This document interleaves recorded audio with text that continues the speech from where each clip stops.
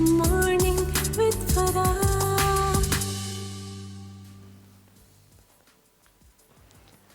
Welcome back ATV morning with फरा में खुश आमदीद। आज हमारे पास मारूफ कार्डियोलॉजिस्ट डॉक्टर राजा मेहदी हसन साहब मौजूद हैं और डॉक्टर साहब ने हमें एक बड़ा ही डिफरेंट, जो कि पाकिस्तान में इतना नहीं हमने सुना, तरीका इलाज के बारे में बताया जो कि 90 से दुनिया में इस्तेमाल हो रहा है। इसका नाम EECP enhanced external counter pulsation हो जाए। अच्छा डॉक्टर साहब, अगर ये इतना इफेक्टिव और इतना अच्छा है तो फिर तो दुनिया में इसकी बहुत ही चर्चा होना चाहिए और पाकिस्तान में भी हर जगह होनी चाहिए अवेलेबल। जी बिल्कुल, ये पूरी दुनिया में बड़ा फ्रीक्वेंटली यूज़ होता है। वहाँ अच्छा। पे देखें अमेरिका के अंदर, यूके में, यूरोप में, वहाँ पे इसको फर्स्ट लाइन ट्रीटमेंट यूज़ करते हैं वो। अच्छा जी देखिए, जो एक हार्ट अटैक हो गया किसी को तो उसके बाद देखें ना मेडिसिन इस्तेमाल करते हैं, फिर वो कोशिश करते हैं कि नॉन इन्वेसिव तरीके से चलें। जी ये थेरेपीज़ वगैरह करते हैं। इस पे अगर पेशेंट सेटल हो जाए तो वो चलता रहता है। अगर दवाई खाने के बावजूद फिर भी मरीज़ कहता है कि मुझे तकलीफ़ होती, फिर वो स्टेप वाइज आगे मूव करते हैं। सही। अब आप हमारी तरह नहीं है कि इधर पहले दिन ही मतलब जो है मरीज़ आया लिटाया और CCU के अंदर ही जनाब लोगों की वो उसी वक्त एंजियोग्राफी हो गई, साथ ही स्टंट भी डाल। पैसे ज़्यादा मिलते हैं ना डॉक्टर साहब को। ज़ाहिर है इसमें वो उस तरह के पैसे नहीं हैं जिस तरह के मतलब वो दूसरे प्रोसीजर्स में हैं। हाँ। तो जहाँ तक आप बात करें, ये पाकिस्तान में यहाँ पे जो शिफा इंटरनेशनल हॉस्पिटल, यहाँ पे 2002 से ये प्रोसेस हो रहा था। अच्छा लेकिन अभी सुना है मैंने कि वो कुछ साल 2 साल से वो वहाँ पे बंद है। विड्रॉ कर लिया गया। पता रीज़न मुझे नहीं पता क्या हुआ है। लेकिन ये कि अमेरिका के अंदर इसके कोई 12,000 सेंटर बने हुए हैं। ठीक है। अब हमारा ये साथ पड़ोस मुल्क है इंडिया में कुछ 400 सेंटर इसके बने तो हुए हैं। पाकिस्तान में आपके पाकिस्तान अलावा में कोई नहीं और? है, कराची में, लाहौर में, फैसलाबाद में लोग कर रहे हैं प्राइवेट सेक्टर में। लेकिन ये कि ये इंटरनेशनली रिकमेंडेड है।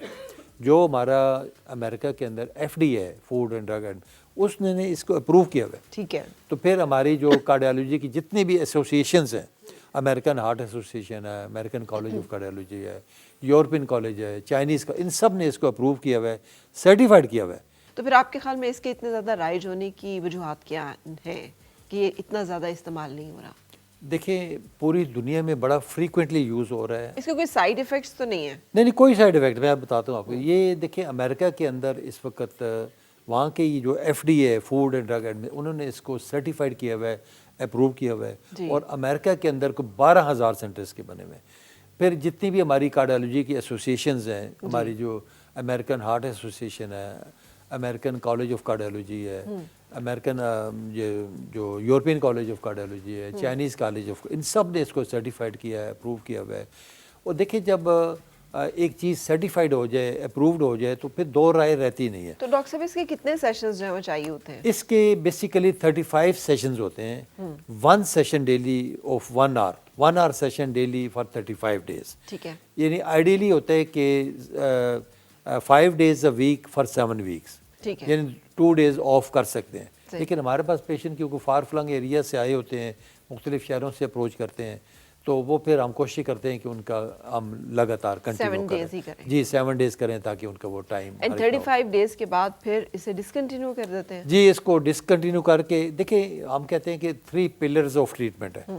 उसमें एक तो ये थेरेपी आ जाती है, साथ आपने अपना लाइफस्टाइल भी मॉडिफाई करना है। आपने जिस तरह वॉक करनी है, खाने पीने का ख्याल करना है, हेल्दी आपने खाना है, ऑयल की खाने से निकालना है आपने अपने, और जो भी मतलब फ्रूट्स वेजिटेबल्स हैं, सैलड्स हैं, इन चीज़ों, देखिए ना ये चीज़ें इतनी हैं कि आप बड़ा आराम से अपना बग़ैर ऑयल के भी आप खाना पका सकते हैं घर के अंदर। जी।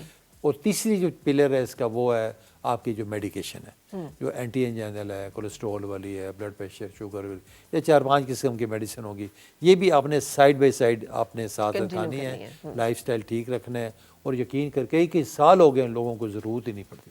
अच्छा, अब 35 डेज ये करवा लिया तो उसके बाद अगर बाईपास भी रेकमेंड हुआ है तो उसकी भी ज़रूरत नहीं पड़ी? आप ज़रूरत नहीं पड़ेगी ना, वो ऐसे लोग ही आते हैं हमारे पास जो बाईपास से डर रहे होते हैं या टेक्निकली पॉसिबल नहीं होता। ठीक है। डॉक्टर्स रिफ्यूज़ कर देते हैं due to any reason, high risk patient अच्छा है। डॉक्टर साहब, एक वॉल्व के इशू क्यों होते हैं? दिल के जो वॉल्व हैं उनके मसले क्यों पैदा होते हैं? उसमें देखें जी 2 किस्म की बीमारियां हैं, एक दिल के वेल्स की बीमारियां हैं और एक दिल की आर्टरीज की बीमारियां हैं। ठीक है। अक्सर लोग हमारे कंफ्यूज कर रहे होते हैं इस चीज़ को, कोई वो आर्टरीज की बीमारियां होती हैं तो लोग हमें बता रहे होते हैं कि हमारे 2 वाल्व बंद हो गए, जो गलत होते हैं। जो वाल्व होते हैं हार्ट के अंदर होते हैं, ये उसके जो चैम्बर्स होते हैं, राइट साइड पे आपके 2 वाल्व लगे होते हैं। खून है, दूसरी साइड पे गंदा, मतलब जी, वो खून है जो कि राइट इसमें साइड पे ऑक्सीजन गंदा नहीं है। खून आता है सारा पूरी बॉडी का, उसमें आपका ट्राइकस्पिड वेल लगा होता है और पल्मोनिक वेल, यानी ट्राइकस्पिड से होके पल्मोनिक में होके तो सीधा पहले ये लंग्स में जाएगा, वहाँ पे ऑक्सीजन मिलेगी और फिर ये ऑक्सीजनेटेड ब्लड वापस लेफ़्ट साइड पे आएगा जहाँ पे आपका लेफ़्ट एट्रियम में, वहाँ पे माइट्रल वेल लगा होगा, फिर लेफ़्ट वेंट्रिकल आएगा, वहाँ पे एओर्टिक वेल लगा होता है। यानी 2 इस तरफ वेल्व हैं, 2 इस तरफ वेल्व हैं। तो ये अक्सर जितने भी ये हमारे माइट्रल वेल्व या एओर्टिक वेल अफेक्ट करते हैं तो ये अर्ली एज में ही ना रोमेटिक फीवर अक्सर लोगों बच्चों में हो जाता है, टीन एज में ना, और रोमेटिक फीवर के साथ ही जो है ना वो गला ख़राब होता है उसका, साथ जॉइंट्स इन्वॉल्व हो जाते हैं और इसमें मूवमेंट्स अजीब सी होती हैं, कोरिया जिसको कहते हैं, और उसकी वजह से कार्डाइटिस बाज़ लोगों में हो जाता है कि वो अफेक्ट, वो जो जरासीम होता है, जो बैक्टीरिया होता है, वो हार्ट के वेल्स को अफेक्ट करता है। ठीक है, वो वाल्व या तो तंग हो जाता है जिसको स्टीनोसिस कहते हैं, या वो वाल्व लीक कर जाता है जिसको रीगर्जिटेशन कहते हैं। वो माइट्रल में भी हो सकता है, वो एओर्टिक में भी हो सकता है, ट्राइकस्पिड में, किसी भी वाल्व को वो अफेक्ट कर सकते हैं। ये वाहिद वजह है कि जिसकी वजह से वाल्व के मसले जी, ज़्यादातर यही है। तो कुछ कंजेनिटल भी होता है, पैदाशी भी कई लोगों में होता है, कुछ ज़्यादातर ये। तो डॉक्टर साहब ये जो फीवर है, रोमेटिक फीवर, अब कैसे पता चले? लोग तो इसको बच्चों में एक आम बुखार के तौर पे लेंगे, किसी को अंदाजा जी भी बिल्कुल, नहीं होगा वो कि... यही होता है कि वो अच्छा कॉम्पिटेंट जो प्रैक्टिशनर होगा वही इसको पिक करता है। वो जो ख़ास कर जो हमारे लोग जो कच्ची आबादियों में रह रहे होते हैं, कच्चे घरों में रह रहे होते हैं, वहाँ पे ये बैक्टीरिया जो स्ट्रेप्टोकोकल होता है वो ज़्यादा कॉमन होता है, और वही बार बार एक बंदे का गला ख़राब हो रहा है, बार बार ख़राब हो रहा है, फीवर भी हो रहा है, तो ऐसे उसको ना चेक करवाना चाहिए अर्ली।